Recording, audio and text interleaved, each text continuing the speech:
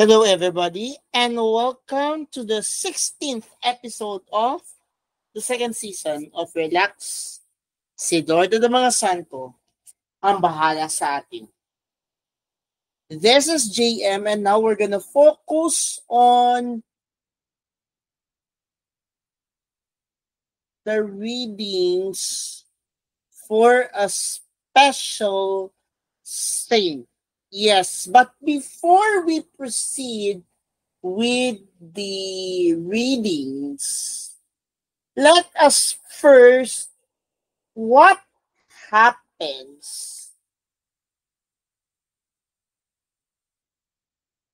during this week? Because today we celebrate the solemnity of Saint Joseph, the spouse of the Blessed Virgin Mary. And on Tuesday, we will be celebrating the most important thing that happens every first joyful mystery. And that is the Annunciation. So now, let us take a look first what happened between Joseph and Mary. In the Jewish tradition, the joyful celebration of marriage lasted for one full week. This tradition is reflected in the 1 week period which connects the solemnity of Saint Joseph, spouse of the Blessed Virgin Mary, which is happening today, March 19th, and with the solemnity of the Annunciation, which will happen on Tuesday, the 25th of March. These two solemnities can be regarded together as liturgical companion feasts, representing the union of these two holy spouses, Joseph and Mary. Joseph and Mary were truly married, for by their free consent, they made a lifelong gift of themselves to one another in a covenant of love. We celebrate the feast of Joseph first, identified as Mary's true husband, because the Annunciation takes place only after their betrothal establishes the legal bond between them. When Gabriel is sent to her, Mary is already Joseph's bride, his wife. That can be found in Matthew chapter 1, verses 20, followed by verse 24. Though their marriage has not been consummated, the Savior is to be born into a family, and the child of a married couple. The Holy Family, like every family, is founded on marriage. This shows how highly God regards His beautiful plan for marriage and family life. In contemporary society, God's plan is badly obscured by error and confusion. In the face of modern trends which claim that almost any sexual relationship may be called marriage, and which regard sexual fulfillment as the one essential value in a relationship, Joseph and Mary together stand as truly counter-cultural witnesses. They lift our minds to the possibility of a profound and tender love not expressed by conjugal relations. They inspire us to persevere in fidelity to our vocation of selfless, committed love, and to make our every relationship a home which welcomes and nurtures the life of Jesus Christ.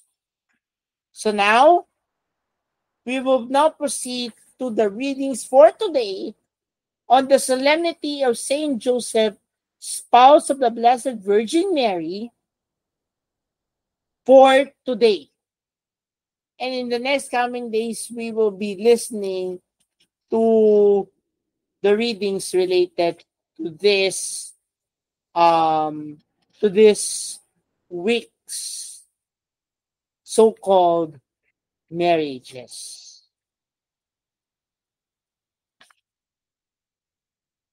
All right.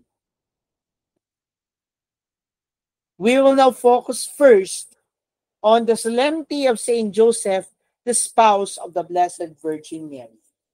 There are two readings for today for this solemnity. Yes. And our first reading is taken from the book or the second book of Samuel, chapter 7, verses 4 to 5a, followed by 12 to 14a, and followed by verse 16.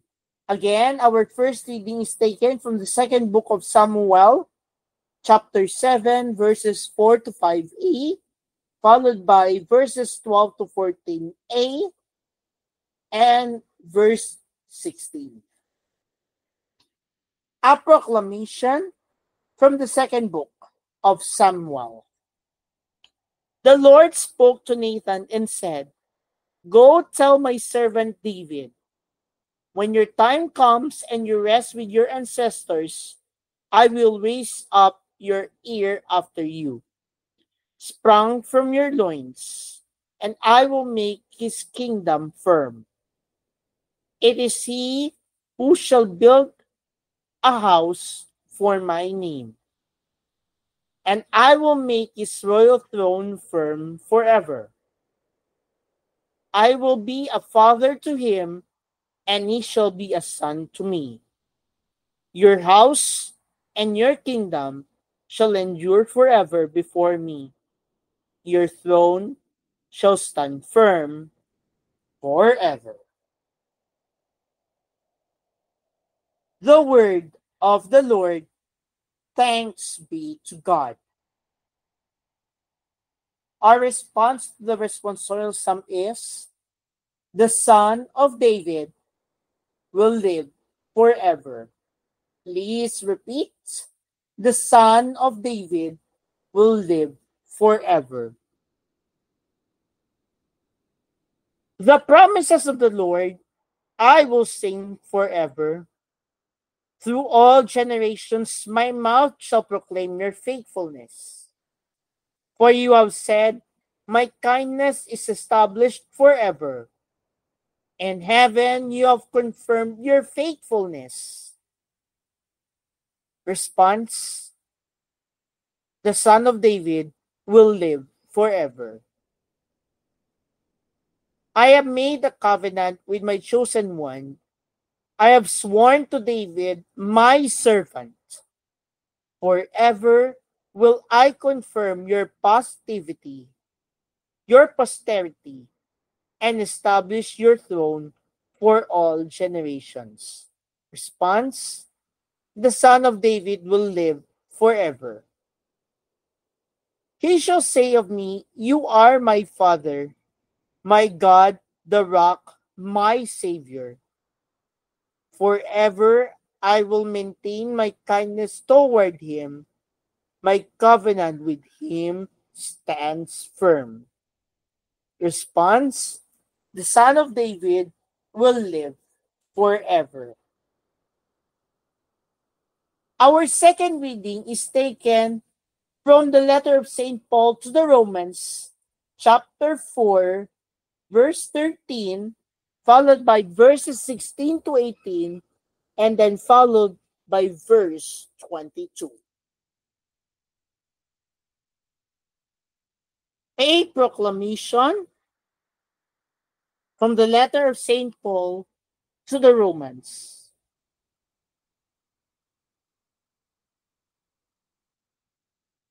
Brothers and sisters,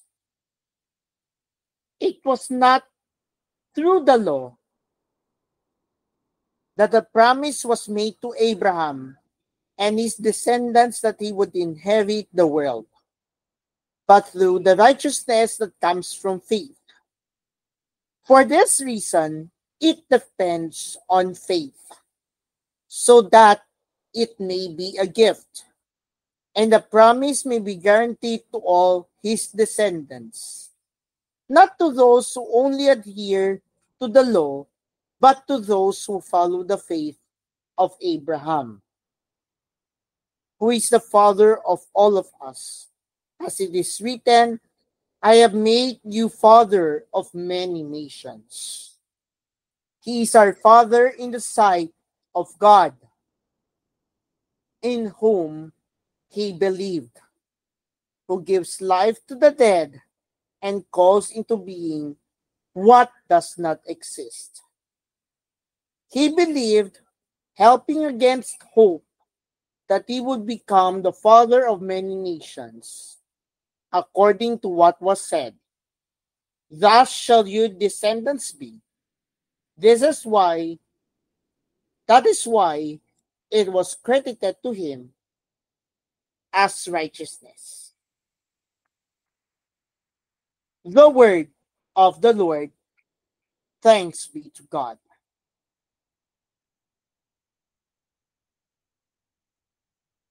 Blessed are you, blessed are those who dwell in your house, O Lord. They never cease to praise you.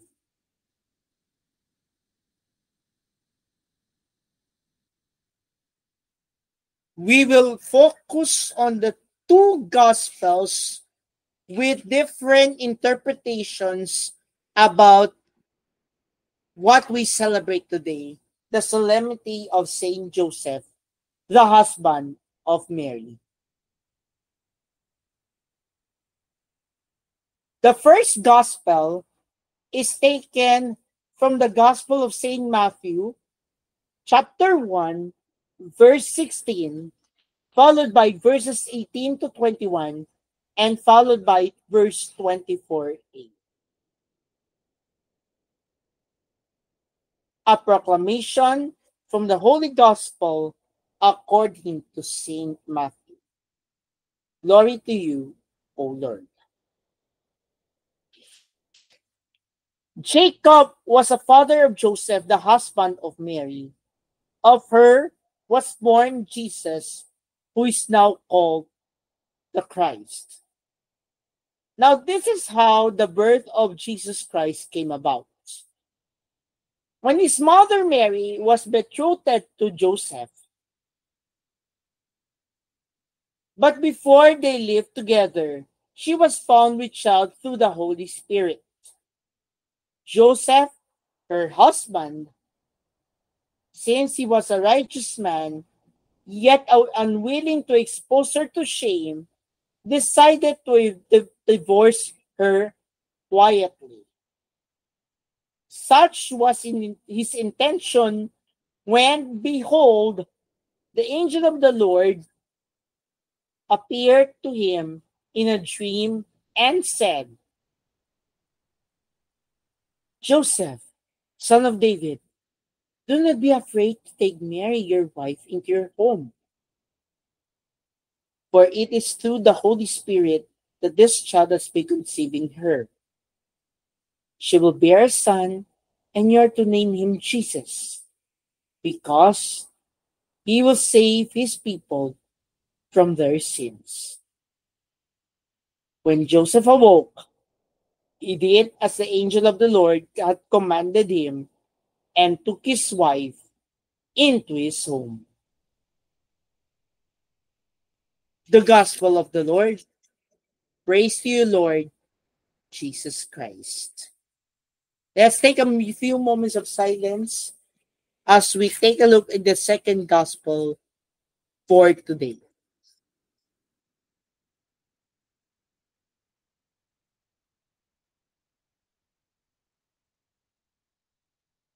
Now, let's listen to the second Gospel taken from the Gospel of St. Luke, chapter 2, verses 41 to 51a.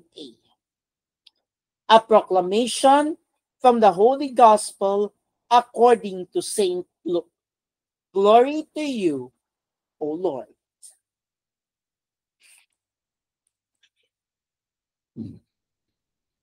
Each year, Jesus' parents went to Jerusalem for the feast of Passover.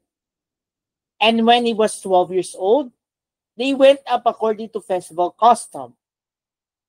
After they had completed its days, as they were returning, the boy Jesus remained behind in Jerusalem. But his parents did not know it. Thinking that he was in the caravan, they journeyed for a day and looked for him among their relatives and acquaintances. After 3 days, they found him in the temple, sitting in the midst of the teachers, listening to them and asking them questions. And all who had heard him were astounded at his understanding and his answers. When his parents saw him, rather, they were astonished. And his mother said to him, "Son, why have you done this to us? Your father and I have been looking for you with great anxiety." And he said to them, "Why were you looking for me? Did you not know that I must stay in my father's house?" But they did not understand what he had said to them. He went down with them and came to Nazareth and was obedient to them. My dear friends, my fellow relaxers, that is the good news of our salvation. Praise to you, Lord Jesus Christ. We hope we have presented to you two different gospels, two different stories, two different personalities.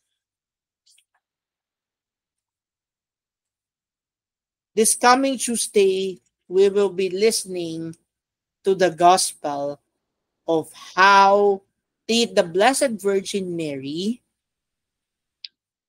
accepted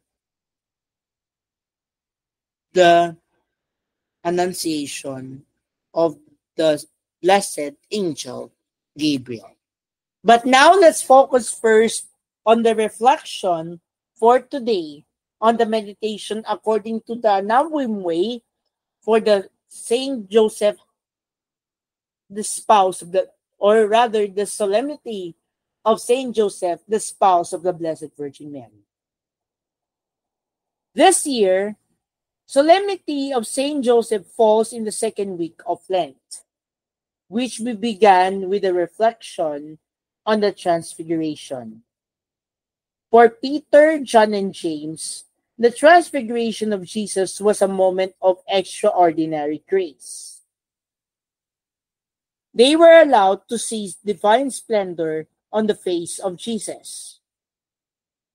Saint Joseph, however, as far as we know, was never given such a vision. He saw Jesus' face every day for many years and lived with him in the closest bond of family life. But it always looked like an ordinary human face. To be sure, Joseph did have a few moments of extraordinary grace, namely the dreams through which God guided him on the path of his unique vocation. Because of what angel of the Lord told him, Saint Joseph knew that Mary's unborn child was conceived by the Holy Spirit. That this child was sent to save his people from their sins. And that his name chosen by God and is entrusted personally to Joseph was Jesus. In none of his dreams, however, did Joseph ever see what the three apostles saw on the mountain. This darkness makes Joseph our particularly valuable guide for us as we proceed along the difficult journey of Lent. It teaches us how to follow and serve Jesus in faith and how to persevere when we cannot see anything glorious in our lives. Nothing but ordinary routine work and daily hardships. Joseph is a man of great faith.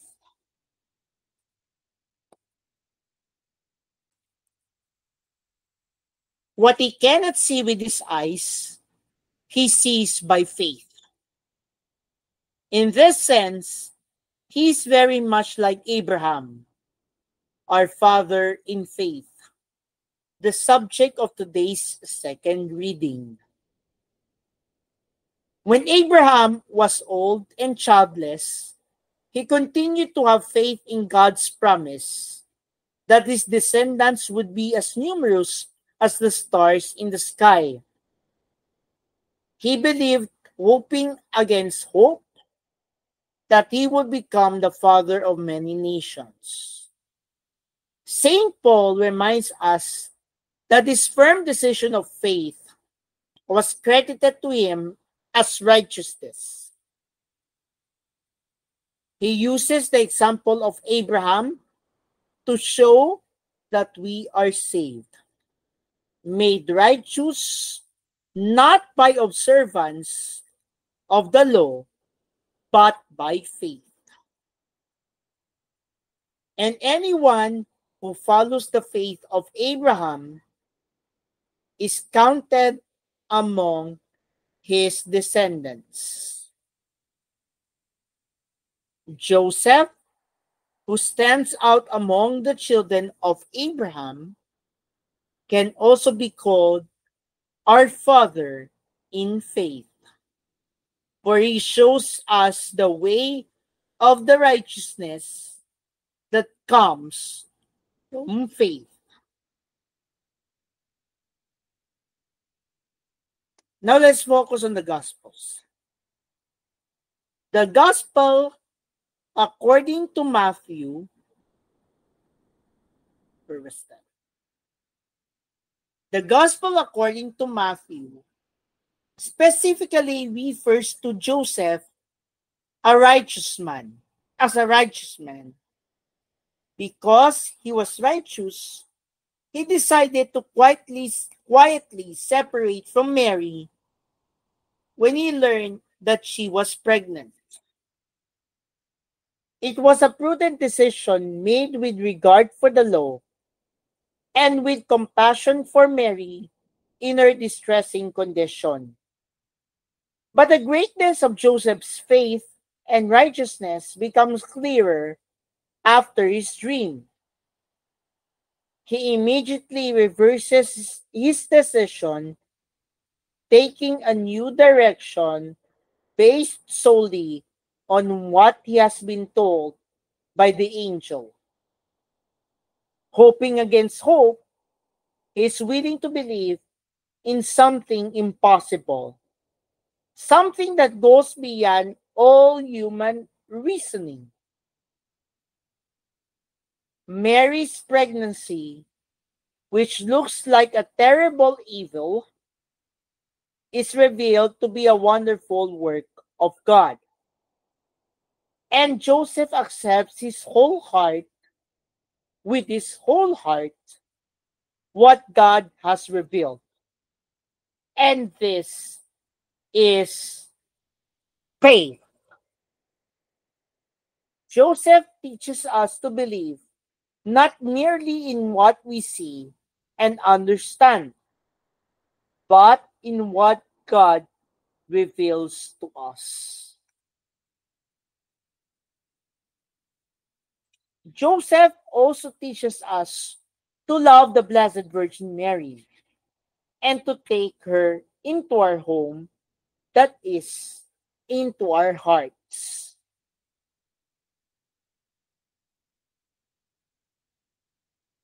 The name of his feast day emphasizes Joseph's relationship with Mary. He is the spouse of the Blessed Virgin Mary. While the relationship is unique to them, we learn from Joseph that to welcome Mary is to welcome her son. To be faithful to Mary is to provide the best possible home for Jesus. Love for the mother does not conflict with love for the son. Rather, we love Jesus more when we have Mary in our hearts. This is the secret of Joseph's great holiness. Faith in God and love for Mary are not all that we learn from Joseph. He also teaches us how to hope for eternal life. We recall that Joseph, whose life looked like quite ordinary, now sees the glory of God in heaven. He died in the embrace of Jesus and Mary, and now he sees the transfigured face of the risen Jesus in divine splendor and the immaculate beauty of Mary. We honor Joseph as patron of a happy death, for he is committed to drawing all people to share in the eternal blessing that he now experiences, which is the fullest fruit and the goal of the journey of faith. As we proclaim in the gospel acclamation, blessed are those who dwell in your house, O Lord.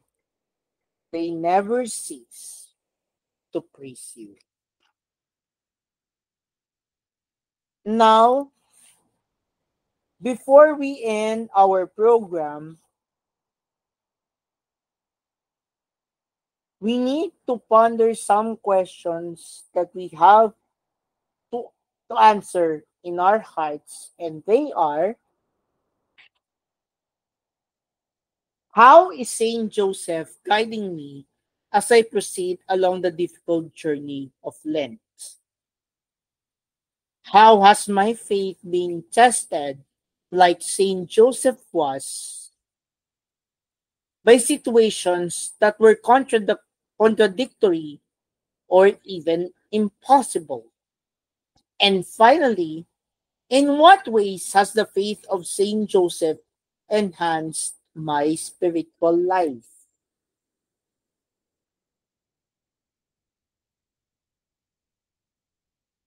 And as the Anawim Way celebrates this feast of Saint Joseph, let us now pray the prayer to Saint Joseph, the protector of the Anawim. Let us pray in the name of the Father, and of the Son, and of the Holy Spirit. Amen. Pray to Saint Joseph, protector of the Anawim. Beloved Saint Joseph, protector of the Anawim, watch over us day and night, preserve us from occasions of sin, and obtain for us purity of soul and body. Grant us a spirit of sacrifice, humility, and courage, a burning love for Jesus in the Eucharist, and a tender love for Mary, our Mother. Saint Joseph, be with us living, be with us dying, and intercede for us to Jesus, our merciful Savior. Mary, together with Joseph, teach me how to make my heart a fitting home for Jesus. Amen. Saint Joseph, spouse of the Blessed Virgin Mary, Father of Jesus, pray for us. In the name of the Father, and of the Son, and of the Holy Spirit. Amen. And that we conclude our 16th episode. Medyo mahaba yung episode na to, but it was full of faith and full of lessons about what we celebrate today, Saint Joseph, the spouse of the Blessed Virgin Mary, and the father of Jesus. This is JM reminding us that together with Joseph, let us teach ourselves how to make our heart a fitting home for Jesus through Mary. May God bless us all, and to all those who are celebrating, or to the Saint Jose among Mapagkalinga Parish, happy feast day to you, and may God bless you all on your feast or your parish fiesta for today. God bless.